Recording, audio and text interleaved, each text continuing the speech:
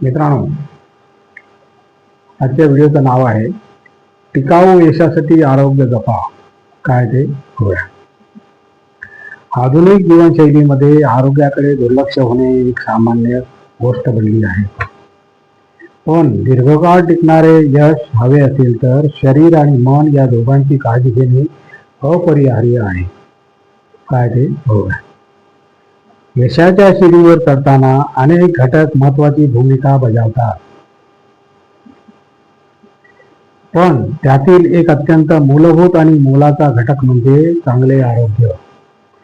शरीर आणि मन हे यशासाठीच्या सर्व प्रयत्नांचे केंद्रबिंदू असतात. एखादी व्यक्ती कितीही बुद्धिमान, मेहनती किंवा प्रतिभावान असली तरी आरोग्य नीट नसेल तर ती क्षमता टिकवून ठेवणे आणि वापरणे कठीण होऊन बसते. चांगल्या आरोग्यामुळे शरीर उत्साही राहते, ऊर्जा अधिक काळ टिकते आणि कामात सातत्य साधता येते. थकवा, अशक्तपणा किंवा आजारपणामुळे कामात खंड पडतो. मनस्थितीवर परिणाम होतो आणि आत्मविश्वास डळमळीत होतो. आरोग्य चांगले असल्यास एकाग्रता अधिक तीव्र होते, निर्णय क्षमता सुधारते आणि कामाचा वेगही वाढतो. हे सारे यशाच्या दिशेने वाटचाल करताना निर्णायक ठरते. मानसिक आरोग्य देखील तितकेच महत्वाचे आहे. सततचा ताण, चिंता किंवा नैराश्य यामुळे मन अस्वस्थ राहते आणि यशाचे स्वप्न साकार करण्याची इच्छाशक्ती कमी होते. मानसिक आरोग्य सशक्त असेल तर कठीण प्रसंगांना सामोरे जाण्याची ताकद मिळते. अडथळे ओलांडण्याचा उत्साह टिकून राहतो आणि जीवनाकडे सकारात्मक दृष्टिकोन ठेवता येतो. आधुनिक जीवनशैलीमध्ये आरोग्याकडे दुर्लक्ष होणे ही एक सामान्य गोष्ट बनली आहे. पण दीर्घकाळ टिकणारे यश हवे असेल तर शरीर आणि मन या दोघांची काळजी घेणे अपरिहार्य आहे.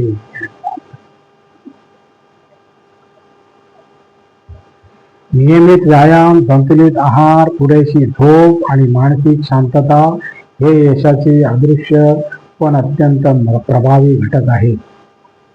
Very good. यश म्हणजे केवळ बाह्य गोष्टींचे संचय नसून ते आयुष्य जगण्याची एक उंच पातळी असते. Very good. आणि ही पातळी गाठण्यासाठी चांगले आरोग्य हे पाहिले पायदान आहे.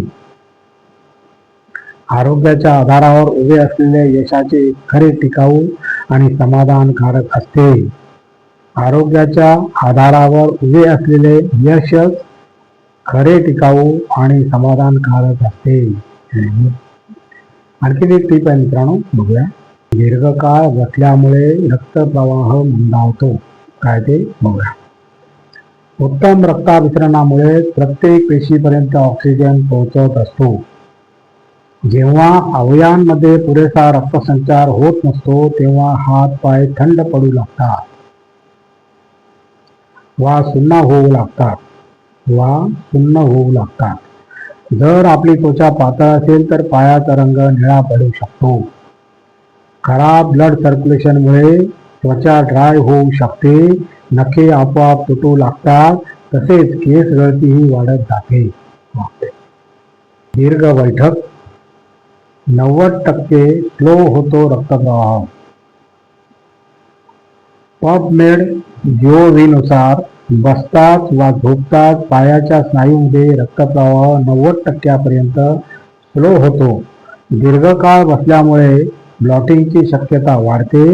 अशा वेळी 30 मिनिटाच्या सिटिंग नंतर 3 मिनिटाचा गॅप अवश्य असायला हवा. Very good. हाय बीपी रक्तप्रवाह अडखळतो. हेल्थलाईननुसार ब्लड प्रेशर जास्त झाल्यास आर्टरीज कडक होण्याचा धोका निर्माण होतो. यामुळे रक्तप्रवाह अडखळू शकतो.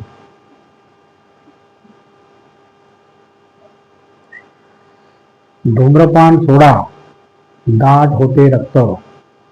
नॅशनल इन्स्टिट्यूट ऑफ हेल्थनुसार सिगरेट व तंबाखू निकोटीनच्या रूपात ॲक्टिव्ह इन्ग्रेडियंट्स असतात. हे धमन्यांच्या भिंतीचे नुकसान करते, यामुळे रक्तप्रवाह अडथळू लागतो.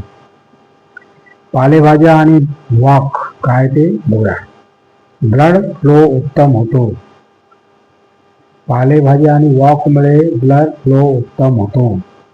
पालकासारखे पालेभाज्यांमध्ये नायट्रेट आढळते, ज्यांचे शरीर नायट्रिक ऑक्साईडमध्ये रूपांतर करते. ही रक्तवाहिन्या रुंद करते, ज्यामुळे ब्लड फ्लो सुधारतो. तसेच जर किमान ताशी 5 किलोमीटर वेगाने वॉक केले तर रक्तप्रवाहात खूप फायदा होतो. यामुळे शरीरात जास्त ऑक्सिजन पोहोचतो, ब्लड जास्त पंप होते, यामुळे ब्लड फ्लो वाढतो. Very good.